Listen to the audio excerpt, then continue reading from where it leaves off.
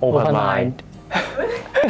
點樣 Hello， 大家好啦，咁我係 Jonathan 啦 ，Year 4嘅 PACC 學生啦。咁除咗學生呢個身份之外咧，我另一個身份就係雲語嘅創辦人之一。雲語咧係一間提供到校教學課程嘅機構啦。我哋嘅服務對象除咗本地中學生之外咧，我哋都有一啲嘅輕中度智障人士咁樣啦。我叫俊賢 Jeffrey，咁就係 Social Work Year 4嘅學生。咁咧，我喺24年嘅時候就係一個社會工作人員協會嘅學生代表 board members。咁喺個 board 嘅途中咧，都 join 咗一啲嘅活動，做咗啲 co-organisation。我覺得就係其實好早之前中3嘅時候咧，有社工帶我去青年中心，咁開始做義工啦。咁當時就睇咗好多唔同嘅經歷啦。咁亦都帶到俾我嘅就係覺得，咦，作為一個學生，原來都可以參與關心社會事務㗎喎。身為一個社工學生，帶啲聲音去俾組織者嘅時候，咁呢一個嘅衝擊會唔會有啲唔同啦？其實對我嚟講，反而我覺得係機緣巧合，所以以至到我會加入咗呢個咁樣社會工作嘅範疇入邊。咁我記得咧嗰陣時，我哋就收到 OSA 嘅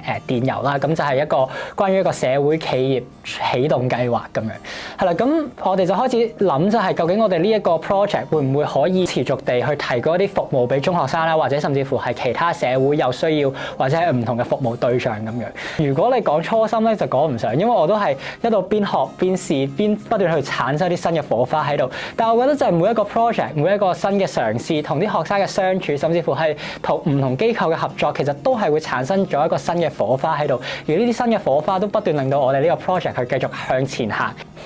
我覺得最大嘅挑戰咧，就係可能由教材啦，包括係字體啦、行距啦、用字上面咧，都要重新去編排啦，甚至乎用字上面都要有所斟酌。因為我哋都未試過服務呢一個群體，可能過程係非常之辛苦，因為真係好多嘢需要上手。但係我哋最後嘅收穫，大家都係覺得成功感係滿滿㗎啦。我好記得就係啱啱接觸社工呢個行業之後咧，就即係上堂嘅時候都聽過，咦，好似社會上面都好多林林總總嘅需要係未被滿足嘅。好似我自己一個做到去咁上下嘅時候，我覺得，咦，好似做嚟做去點解冇乜進展嘅？咁嗰下其實我好深刻印象係好大一份無力感喺度咯。坦白講，其實自己覺得係有個自己心態上，我係之後有個心態轉變啦。咁有時候我哋接受唔完美，接受佢係咁嘅樣，同埋最主要嘅就係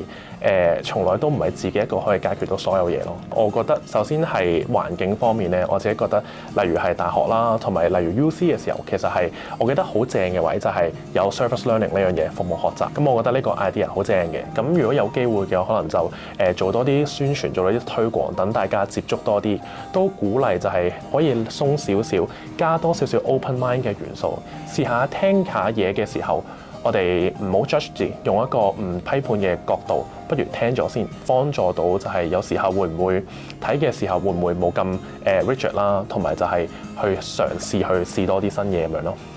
我覺得要接受嘅更加係自己嘅失敗。對於我嚟講，我覺得你點樣喺啲挫敗入邊走翻出嚟都係好重要。我覺得如果對同學嘅忠告嚟講，就係唔需要諗咁多咯，你可以試咗先啦。因為中大趁你仲係一個學生嘅身份嘅時候，你會有好多嘅資源，包括係老師人脈上面嘅支援，又或者係金錢上咧，我覺得其實中大都俾咗好多咯。講展望將來啦，即係我覺得其實因為我自己係一個好中意睇《我的英雄學院》嘅人啦，咁我覺得佢入邊一句男主角 Midoriya 講得好好嘅嘢，就係想創造一個大家都笑住唔使擔驚受怕嘅一個世界。咁我覺得就係如果喺我自己嘅身份作為一個學生，同埋會做 guest speaker 接觸到唔同嘅人士嘅時候，會唔會可以加多少少自己嘅元素落去，就同佢哋講，咦，其實原來我哋可以由另一個角度加啲嘢落去。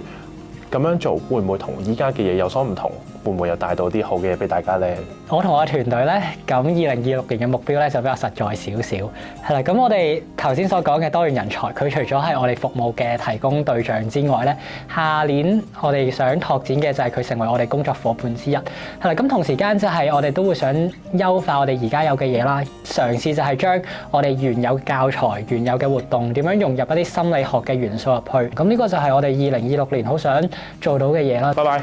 拜拜。拜拜。